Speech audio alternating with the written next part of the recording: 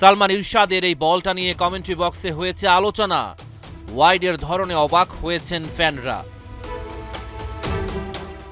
দুরন্ত team spirit, Rangpur রাইডার্সের শক্তি। Khulna Tigers ওদের জয় যাত্রা থামাতে পারবে কি?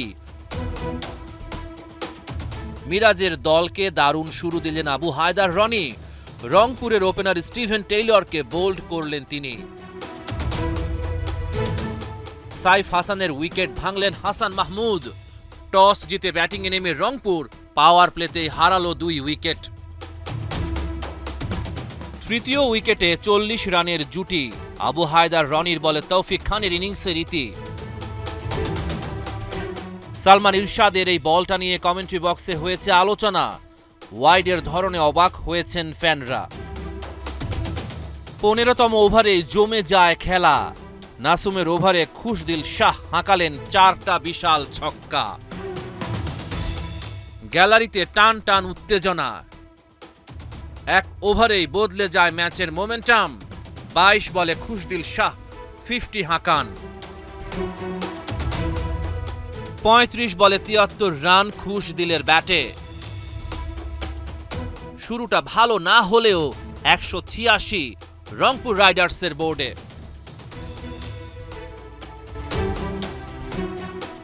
জবাবে খুলনা টাইগার্স 31 রানেই হারালো প্রথম উইকেট। দরউইশ রাসুলিকে ফেরালেন আকিফ জাবেদ। পাল্টা আক্রমণের জন্য নাহিদ রানাকেই বেছে নিলেন খুলনার কাপ্তান মেহেদী মিরাজ। রানার ওভারে 2টা ছক্কা আর 1টা 4 হাঁকিয়ে ছড়ালেন ত্রাস।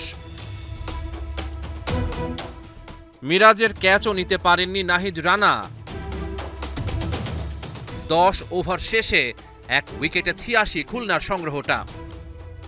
সাইফুদ্দিন ভেঙেছেন 61 রানের দ্বিতীয় উইকেট জুটি।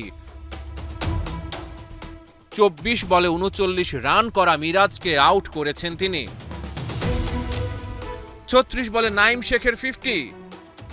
নাহিদ রানাকে বিশাল ছক্কা হাঁকিয়ে ছড়িয়েছেন দুটি। বিপজ্জনক হয়ে উঠছিলেন নাইম শেখ। শেখ মেহেদী স্বীকার করলেন তার উইকেট। 41 বলে 58 নাইমের ব্যাটে। কিন্তু ব্যাটে ঝড় তুলেছেন আফিফ হোসেন। দীর্ঘদিন পর দেখালেন খেল। 15 বলে 29 করে আফিফ আউট হতেই রংপুর আনন্দে উদ্বেল।